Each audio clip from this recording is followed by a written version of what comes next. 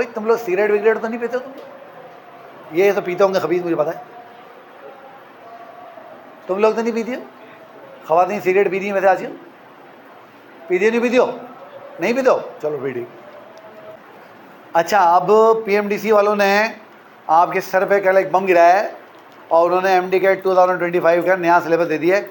आपको पता है पीएमडीसी वालों ने पहला सिलेबस जो दिया था वो 2020 में जो है वो दिया था, जब खान साहब की गवर्नमेंट थी, और उसके बाद से उसके अंदर कोई बड़ा चेंज नहीं आया। बट कल जो सिलेबस आया ना वो तो उन्होंने तबाही मचा दी है। तबाही से मुराद कुछ बहुत काम के टॉपिक सिलेबस से निकाल दिए और कुछ ऐसे टॉपिक सिलेबस में इंक्लूड कर दिए जो शायद ना भी होते तो हमारा काम चल जाता। अब हुआ ये है कि जब आप पीएमडीसी का सिलेबस देखोगे तो सबसे बड़ा जो उन्होंने हाथ आप लोगों के साथ किया है ना, और वो हाथ जो है वो किसी को अब तक समझ में नहीं आ रहा है, क्योंकि थोड़ा सा लैक ऑफ नॉलेज भी इतनी नहीं होती है, लोगों को एक्सपीरियंस भी नहीं होता है। अब मैंने कुछ आज देखा, कुछ यूट्यूब पे कुछ लोग उस पर कमेंट भी कर रहे थे। सबसे बड़ा जो ब्लेंडर उन्होंने, ब्लेंडर तो नहीं कहना जी, सबसे बड़ा जो चालाकी उन्होंने आपके साथ की है वो क्या की है? अगर आप 2023 का सिलेबस देखोगे जो एक्चुअली 2024 में भी वही फॉलो हुआ है, लास्ट ईयर कोई नया सिलेबस नहीं आया था, वही सिलेबस फॉलो हुआ था। उसमें उन्होंने आपको क्लियर बताया है कि आपके पास जो एमसीक्यू आएंगे उनमें 30% एमसीक्यू एप्लीकेशन बेस्ड होंगे और 70% क्वेश्चन रिकॉल जो है वो बेस्ड होंगे। ये हम लास्ट टाइम के सिलेबस की बात कर रहे हैं। अगर आप इस साल वाला सिलेबस देखें तो उसमें ये चीज़ उन्होंने गायब कर दी। अब मैं आपको थोड़ा समझाने की कोशिश करता हूँ कि ये रिकॉल या वो सिलेबस के क्वेश्चन क्या होते हैं। मिसाल के तौर पे अगर मैं आपसे पूछूँ कि what is the basic unit of life, तो आपका जवाब क्या होगा? सेल होगा। आपने एक फैक्ट है उसको रिकॉल किया और रिकॉल करके उसका आंसर दे दिया। तो ऐसे क्वेश्चन जहाँ पर आप किसी फैक्ट को रिकॉल करके आंसर दे देते हैं ना, इसको हम कहते हैं रिकॉल क्वेश्चन। या अगर मैं आपसे पूछूँ कि आपकी बॉडी में कितने बोन्स होते हैं, how many bones are there in human body, आप बोलेंगे 286। ये सिंपल फैक्ट हैं, आप रिकॉल करेंगे जवाब दे देंगे। मैं आपसे पूछूं कि what is the control centre of cell, तो आप क्या बोलेंगे? न्यूक्लियस। तो आप एक फैक्ट को रिकॉल करेंगे जवाब दे देंगे। तो ये कहलाते हैं रिकॉल बेस्ड क्वेश्चन। ठीक हो गया? एप्लीकेशन बेस्ड क्वेश्चन क्या होते हैं? जहाँ पर आप फैक्ट को रिकॉल करके जवाब ना दे सकें। मिसाल के तौर पर मैं आपसे कहता हूँ, एक साहब हैं, उनका ब्लड ग्रुप ए बी है, उन्होंने शादी कर ली है एक ऐसे खातून थे जिनका ब्लड ग्रुप ए है मगर हेटेरोजाइगस ए है। बताएं इनके बच्चों में ब्लड ग्रुप ओ आने की प्रोबेबिलिटी क्या है? अब आप इसको रिकॉल करके जवाब नहीं दे सकते। अब आप क्या करेंगे? आपकी मजबूरी है, आप बोलेंगे यार इस सर ने किस मुसीबत में डाल दिया। आप क्या करेंगे? आप इसका एक यूनिट स्क्वायर बनाएंगे, ये सारे यहाँ पे प्लेस करेंगे, इसका क्रॉस करेंगे। जब इसका क्रॉस करेंगे तब आपको ये पता लगेगा कि इसमें कोई भी ब्लड ग्रुप ज़ीरो वाला बेबी पैदा होने का चांस ज़ीरो है। तो आप बोलेंगे यहाँ पे probability of having a child with blood group zero O is zero. अब यहाँ पर आपने क्या किया? आपके पास एक नॉलेज थी, तरीका आपको पता था, आपने उस नॉलेज को अप्लाई किया और जवाब दे दी। तो ये सवाल कहलाते हैं एप्लीकेशन बेस्ड क्वेश्चन। ठीक हो गया? अब इस साल के सिलेबस में इन्होंने जो सबसे बड़ी कार्रवाई की आपके साथ, इन्होंने वो चीज़ गायब कर दी है कि कितने % सवाल जो है वो रिकॉल बेस्ड होंगे और कितने % एप्लीकेशन बेस्ड होंगे। और फॉर योर काइंड इन्फॉर्मेशन, एक साल ऐसा एक एंटी टेस्ट आ चुका है, एक साल जिसके अंदर फिज़िक्स के 30 क्वेश्चन आने थे और वो 30 के 30 प्रॉब्लम से एक पेपर ऐसा आ चुका। मैं एग्जैक्ट ईयर भूल रहा हूँ, ये अगर आप पिछले 8-9 साल के सिलेबस को निकालेंगे, 5 पेपर सिंध के, तो मेरे ख्याल 17 का होगा या 18 का होगा, मुझे याद नहीं है, या 20 का होगा, क्योंकि फिज़िक्स मेरी फील्ड नहीं है इसलिए मैं चीज़ें याद भी नहीं रखता उसकी। बल एक साल ऐसा आया है जहाँ पे 30 क्वेश्चन थे फिज़िक्स के, 30 के 30 कौन से क्वेश्चन थे? प्रॉब्लम बेस्ड क्वेश्चन थे, यानी वो एप्लीकेशन बेस्ड क्वेश्चन थे। और बच्चे उसमें बड़ा फंस गए थे क्योंकि वो एप्लीकेशन, आप प्रॉब्लम सॉल्व तो कर लेते हो, प्रॉब्लम थे भी आसान, बट एक मेथड करना तो पड़ेगा ना, थोड़ा डेटा तो निकालना पड़ेगा, थोड़ा रफ वर्क करना पड़ेगा, तब कैलकुलेशन होगी तभी तो रिजल्ट आएगा। तो एक तो ये मसला उन्होंने किया है। दूसरा उन्होंने जो अच्छा काम किया है वो क्या किया है? इस सिलेबस में 15% क्वेश्चन उन्होंने आपको कहा है कि ईजी होंगे, 70% क्वेश्चन उन्होंने कहा है मॉडरेट होंगे, थोड़ा सोचना पड़ेगा, और 15% क्वेश्चन वो होंगे जो हार्ड होंगे, यानी वो जब तक आप फुल उसको कंसंट्रेशन से सॉल्व नहीं करेंगे सॉल्व होने वाले नहीं। देखो पिछले साल जो एंटी टेस्ट हुआ उसमें क्या हुआ? बच्चों के 200 में से 200 नंबर आ गए, फिर वो शोर मचा, हंगामा हुआ, फिर रिकंडक्ट हुआ। क्योंकि अगर किसी टेस्ट में बहुत सारे बच्चे 60% मार्क्स ले रहे हैं तो ये बात की पहचान होती है कि वो बहुत ही सब स्टैंडर्ड टेस्ट था, बहुत ही बेकार टेस्ट था और अच्छा टेस्ट नहीं था। बात समझ में आ रही है? तो ये चीज़ ना आप लोग अपने ना ध्यान में रखेंगे तो भूलेंगे। क्लियर हो गई ये बात यहाँ तक? अब ध्यान से बात समझनी है। देखें, ये हो गया। अब इन्होंने बायोलॉजी की हम बात करेंगे। मैं चूँकि बायोलॉजी से बिलोंग करता हूँ तो मैं उसी की बात करूँगा, बाकी चीज़ें आप फिजिक्स केमिस्ट्री की आप खुद देखिएगा। बायोलॉजी में उन्होंने निकाला क्या गया है, कुछ तो उन्होंने चैप्टर निकाल दिए, जैसे प्रोकैरियोट्स पूरा चैप्टर उड़ा दिया उन्होंने। क्या लगता है सही किया गलत किया?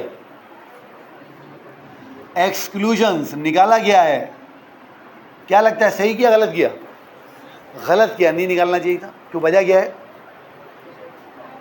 आप मेडिकल कॉलेज में जाएंगे, माइक्रोबायोलॉजी पढ़ेंगे, बैक्टीरियोलॉजी आपको पढ़नी है, बैक्टीरिया के बारे में आपको थोड़ा बहुत पढ़ना चाहिए। तो फिर दूसरा जो कंट्रोल ऑफ बैक्टीरिया वाला टॉपिक था, क्योंकि बैक्टीरियल इन्फेक्शन हमारे माशरे में के बड़े कॉमन चीज़ें हैं, तो वो हमें पता होना चाहिए। तो इसको मेरे ख्याल में नहीं निकालना चाहिए था, रिड्यूस कर लेते, कुछ कम ज़्यादा कर देते, निकालते नहीं। सही है, अल्हम्दुलिल्लाह।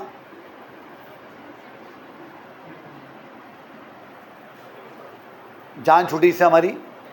और ये जब ड्राफ्ट आया था, मैंने बच्चों को कहा था, कुछ वीडियो से बनाए थे और बच्चों ने उस पर धड़ाधड़ उनको ईमेलें भी की, मैंने बहुत सारे उनको ईमेल किए कि कुछ टॉपिक हमने कहा भाई इसमें निकालने चाहिए, मेडिकल कॉलेज में हम पढ़ाते नहीं है तो हम क्यों उनको पढ़े ना।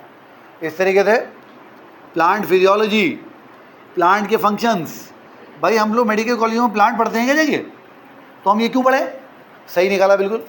फिर कमाल इन्होंने क्या कर दिया, फोटोसिंथेसिस गायब कर दिया। क्या गायब कर दिया? क्योंकि मेडिकल कॉलेजों में हमें फोटोसिंथेसिस नहीं पढ़ना होता। सही मशवरा इनको दिया होगा जिसने भी दिया होगा कि भाई रेस्पिरेशन मेडिकल कॉलेज में फर्स्ट ईयर में पढ़नी होती है, तो रेस्पिरेशन ऐड करो, फोटोसिंथेसिस निकालो। सही किया बिल्कुल। और क्या निकाला है बताएं? कुछ जगहों पे तुम्हारे साथ हाथ करके गए, तुम्हें पता नहीं है। हमने इनको ईमेलें की थी कि आप एवोल्यूशन ऑफ मेडिकल कॉलेज में नहीं पढ़ते, एवोल्यूशन निकाल दें। इन्होंने एवोल्यूशन तो नहीं निकाला, मगर एवोल्यूशन के 3 टॉपिक निकाल दिए। एविडेंस ऑफ एवोल्यूशन निकाल दिया, और नियो डार्विनिज्म एक टॉपिक है। और नियो डार्विनिज्म एक टॉपिक नहीं है, इसके अंदर आपको 3 टॉपिक पढ़ने पड़ते हैं। एक आपको हार्डी वेनबर्ग इक्विलिब्रियम पढ़ना पड़ता है, और ये बच्चों के लिए यकीन माने बड़ा सर का दर्द है, जिसको हम हार्डी वेनबर्ग लॉ भी बोलते हैं। इसके अलावा इसमें एक टॉपिक पढ़ना पड़ता है, उसका नाम है जेनेटिक ड्रिफ्ट। और मतलब ये है कि जेनेटिक ड्रिफ्ट 2 तरीक़ों से होती है, फिर वो दोनों तरीके हमें बच्चों को बताने पड़ते हैं। तो वो हमारी जान छूट गई। फिर इसी में नियो डार्विनिज्म में एक टॉपिक होता है स्पीसिएशन का। तो जब नियो डार्विनिज्म निकला तो एक टॉपिक नहीं निकला, 3 टॉपिक निकल गए, काम आसान हो गया, अच्छा हो गया। और इन्होंने क्या निकाला, सेल वाले चैप्टर को देखो, सेल वॉल और सेल मेम्ब्रेन दोनों निकाल दिए। सेल वॉल निकाल देते, मेम्ब्रेन ना निकालते। क्यों ना निकालते मेम्ब्रेन? क्योंकि मेडिकल कॉलेज में जाएंगे, पहले साल से सेल मेम्ब्रेन पढ़नी है और बहुत डिटेल में पढ़नी, नहीं निकालनी चाहिए थी। सेल वॉल निकाल देते, भले टेंशन नहीं थी। सेल मेम्ब्रेन नहीं निकालना चाहिए था, अब निकाल दिया, अब क्या करें। अच्छा, और क्या निकाला है? जो वेरिएशन जेनेटिक वाला चैप्टर है उसमें मल्टीपल अलील निकाल दिए। वेरिएशन जेनेटिक वाले चैप्टर में मल्टीपल अलील निकाल दिए। जो ब्लड ग्रुपिंग की क्रॉसिंग अभी हमने की है वो मल्टीपल अलील में जाती है ना, निकाल दिया, उसको नहीं निकालना चाहिए था। मेडिकल कॉलेज में पढ़ते हैं हम लोग। पिलियोट्रॉपी निकाल दी, एपिस्टेसिस निकाल दिया।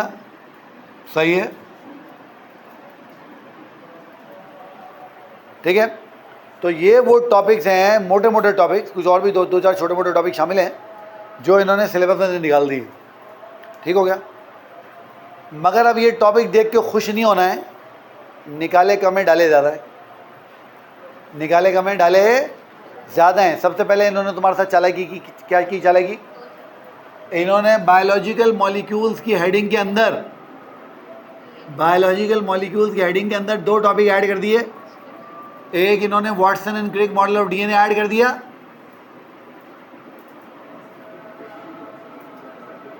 और दूसरा इन्होंने जीन एक्सप्रेशन ऐड कर दिया। जीन एक्सप्रेशन क्या होता है कि किस तरीके से आप डीएनए से एमआरएनए बनाते हो, एमआरएनए सेल में जाता है, एमआरएनए को पढ़ते हैं, प्रोटीन बनाते हैं वगैरह वगैरह, वो पूरा उन्होंने इसमें ऐड कर दिया। दूसरा सेल वाले चैप्टर में इन्होंने सेल ऑर्गेनेल में लाइसोसोम, वैक्यूल और क्लोरोप्लास्ट भी निकाल दिए। लाइसोसोम गया, वैक्यूल गया, क्लोरोप्लास्ट भी गया, और सिर्फ 3 सेल ऑर्गेनेल उसमें छोड़े हैं इन्होंने। एंडोप्लाज्मिक रेटिकुलम छोड़ा है, माइटोकॉन्ड्रिया छोड़ा है और गोल्जी बॉडी छोड़ा है, बाकी सब निकाल दी। न्यूक्लियस तो ऑब्वियसली शामिल है। सेल वाली हेडिंग में इन्होंने chemical composition of chromosome add कर दिया है। Chemical composition of chromosome. तो अगर आप इसको थोड़ा सा देखोगे ना और से, तो आपको अंदाज़ा हो जाएगा कि एक्चुअल में इन्होंने तकरीबन क्रोमोसोम एंड डीएनए उसमें ऐड कर दिया है। 2 हेडिंग में किया, अलग अलग किया, बट वो ऐड तो कर दिया ना। और क्या ऐड हुआ बताओ? सेल्यूलर रेस्पिरेशन ऐड हुआ है, बहुत सही हुआ, पहले ही ऐड हो जाना चाहिए था। और ये शुक्र है जब बायोएनर्जेटिक्स हम लोग पढ़ रहे थे तो हमने इसका एक ओवरव्यू कर लिया था, तो सही काम हुआ बिल्कुल। और न्यूट्रिशन इन मैन, वो तो मैं आपको पहले ही कह रहा था कि ये इतना इम्पॉर्टेंट है, और ये मेडिकल कॉलेज में हम लोग पढ़ते हैं कि अगर ये सिलेबस में, फाइनल सिलेबस में नहीं भी आया तब भी हम इसका एक ओवरव्यू लाजमी करेंगे, क्योंकि ये हमें काम आता है आगे चल के। फिर एक बहुत अच्छा topic, effect of smoking on lungs, यानी जो हमारे लंग्स हैं वो स्मोक से कैसे तबाह हो रहे हैं। ओए तुम लोग सिगरेट विगरेट तो नहीं पीते हो तुम? ये तो पीते होंगे खबीज, मुझे पता है। तुम लोग तो नहीं पीती हो? ख़वातीन सिगरेट पीती हैं वैसे आजकल? पीती हो नहीं पीती हो? नहीं पीते हो? चलो फिर ठीक। तेरा तो चेहरा देख के पता लग रहा है तू पीता हो। ये इतनी मशहूर निगाहों तो मुझे देख रहा है। सिगरेट लेने के लिए तेरे पास पैसे नहीं? सही, ठीक है। फिर हमने जब इनको ईमेलें की तो हमने इनको बहुत सारी ईमेलें की कि भाई एक बहुत इंपॉर्टेंट चीज़ जो कि मेडिकल कॉलेज में हम दिन रात पढ़ते हैं और वो आप सिलेबस में ऐड ही नहीं करते हो, किडनी। तो इन्होंने कहा आओ हम तुम्हारे सारे शौक़ पूरे कर दें। तो इन्होंने कहा आइए जी हम आपके सारे शौक़ पूरे कर देते हैं। और उन्होंने कहा अब आप किडनी थोड़ी पढ़ेंगे सिर्फ, अब आप किडनी का स्ट्रक्चर भी पढ़ेंगे, किडनी का फंक्शन भी पढ़ेंगे, नेफ्रॉन डिटेल में पढ़ेंगे, उसकी ब्लड सप्लाई भी पढ़ेंगे, फिर किडनी स्टोन कैसे बना लेती है वो भी पढ़ेंगे, फिर स्टोन बनने से किडनी फेल कैसे होती है वो भी पढ़ेंगे, फेल हो जाए तो इलाज कैसे करते हैं वो भी पढ़ेंगे। मतलब उन्होंने किडनी में रगड़ दिया पूरा आपको। तो होम्योस्टेसिस में इन्होंने आपको कहा कि भाई किडनी फुल पढ़नी है, और साथ ही साथ इसने कहा नहीं अभी आगे नहीं जाओ, किडनी का ऑस्मो रेगुलेशन में जो रोल है वो भी पढ़ना है। मतलब तुम्हें एडीएच जो हार्मोन है और जो एल्डोस्टेरोन हार्मोन है वो कैसे किडनी के जरिए सॉल्ट और वाटर बैलेंस मेंटेन करते हैं वो पढ़ना है। मतलब उन्होंने कहा आओ किडनी पढ़ने का ज़्यादा शौक आ रहा है, आ जाओ मैदान में। फिर इन्होंने क्या किया है, फिर इन्होंने बायोटेक्नोलॉजीज़ में ऐड किया है। और बायोटेक्नोलॉजी भी थोड़े बहुत टॉपिक ऐड कर देते हैं। रिकॉम्बिनेंट डीएनए टेक्नोलॉजी अच्छी चीज़ है, ऐड होनी चाहिए थी, बट इन्होंने ज़्यादा ऐड कर दिया है, बहुत सारे टॉपिक ऐड कर दिए। अच्छा होम्योस्टेसिस में किडनी के साथ आपको पता है इन्होंने थर्मो रेगुलेशन भी ऐड किया है। सही है, जो चीज़ें हम लोग जाएंगे मेडिकल कॉलेज में पढ़ेंगे वो हमें पढ़नी है। तो ये तुम्हें लग कम रही हैं मगर ये हैं ज़्यादा, तो चीज़ें ऐड ज़्यादा हुई हैं, निकली कम है। इसलिए खुश ना होना बिल्कुल भी कि फोटोसिंथेसिस निकल गई, किंगडम एनिमलिया निकल गया, उससे बड़े जो चीज़ें हैं वो ऐड हो गई। ठीक है बेटा, बात समझ में आ रही है? तो ये तुम्हारा जो पीएमडीसी का सिलेबस तुम्हारे सर पे बम गिरा है, ये उसका थोड़ा सा हमने बायोलॉजी पोर्शन का आउटब्रेक कर लिया, जो मेजर पोर्शन था उस बारे में डिस्कस कर लिया, जो मेन गड़बड़ उन्होंने तुम्हारे साथ की है वो तुम्हें मैंने बता दी है। अच्छा अब अगर थोड़ा सा इस पैटर्न को देखो, पाकिस्तान में एंटी टेस्ट शुरू हुआ था 1998-1999 में, ठीक है, यानी आज तक में 26-28 साल हो गए। और जब वो एंटी टेस्ट शुरू हुआ था तो सबसे पहले IBA टेस्ट लिया करता था। IBA कराची, सक्कर नहीं, तो IBA कराची टेस्ट लेता था। IBA कराची में टेस्ट लेता था तो 100 क्वेश्चन होते थे। एक क्वेश्चन जो होता था वो 4 नंबर का होता था, तो टोटल 400 मार्क्स होते थे। सही है, इसकी डिवीज़न कैसे होती थी? इसमें 45 क्वेश्चन होते थे बायो के, यानी 45% हो गया। 30 क्वेश्चन होते थे केमिस्ट्री के, यानी 30% हो गया। 20 क्वेश्चन होते थे फिजिक्स के, यानी 20% हो गया। और 5 क्वेश्चन होते थे इंग्लिश के, यानी 5% हो गया। अभी अगर आप ये नया पैटर्न देखें तो इस नए पैटर्न में ये वापस कहाँ पहुँच गए हैं? बायो को इन्होंने वही 81 तो किया है, मगर वो 81 कितने बन रहे हैं? वो 81 जो है 45% ही तो बन रहे हैं। तो वो 45% बायो उन्होंने वहीं की वहीं पहुँचा दिए। फिजिक्स के क्वेश्चन इन्होंने कहा है जी 36 होंगे, तो 36 क्वेश्चन वही 20% हो रहे हैं। इंग्लिश के इन्होंने कहा है जी क्वेश्चन 9 होंगे, वो वही 5% हो रहे हैं। केमिस्ट्री के उन्होंने कहा है क्वेश्चन कितने होंगे? 45, जो 25% बन रहे हैं, क्योंकि इन्होंने ये जो 30% था इसका 5% किसको दे दिया है? लॉजिकल रीजनिंग को। तो इसके इन्होंने 9 क्वेश्चन कर दिए जो 5% बन रहे हैं। अब जब इस इक्वेशन को मैं देख रहा हूँ ना, तो इस इक्वेशन को देख के मैं गैस कर रहा हूँ कि चूंकि हम वापस IBA के तकरीबन पैटर्न में पहुँच गए हैं, तो मुझे ऐसा लगता है कि इस साल जो टेस्ट कंडक्ट करेगी वो IBA ही करेगी। मुझे ऐसा लग रहा है, मैं गलत भी हो सकता हूँ, क्योंकि मैं तो डॉट्स जो है क्या कहते हैं डॉट कनेक्टिंग कर रहा हूँ, डॉट को आपस में मिला रहा हूँ, अपना जो पास्ट एक्सपीरियंस है उसको देख रहा हूँ और उसको देख के कह रहा हूँ, क्योंकि ये परसेंटेजेस बिल्कुल IBA से मैच हो रही हैं, सिवाय केमिस्ट्री के, क्योंकि वो लॉजिकल रीजनिंग को उन्होंने 5% दिया हुआ है। अगर वो 5% में लॉजिकल रीजनिंग से निकाल के केमिस्ट्री को दे दूँ तो हम एग्जैक्ट उसी पैटर्न में पहुँच जाएंगे जो IBS का पैटर्न हुआ करता था शुरू में जब एंटी टेस्ट होते थे तब। तो इसलिए मेरा ख्याल है कि जो टेस्ट होगा वो IBA कंडक्ट करेगा, मेरा ख्याल है, मैं गलत भी हो सकता हूँ। तो डॉट कनेक्टिंग बोलते हैं इसको, डॉट्स को आपस में कनेक्ट करना। अब आप इसको देखें, कोई सिलेबस को लेके सवाल अगर आपके ध्यान में है तो फरमाएं।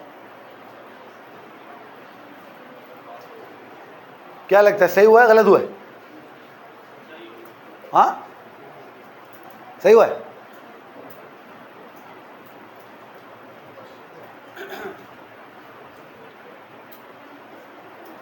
हाँ जी, कोई सवाल जो ध्यान में चल रहा हो?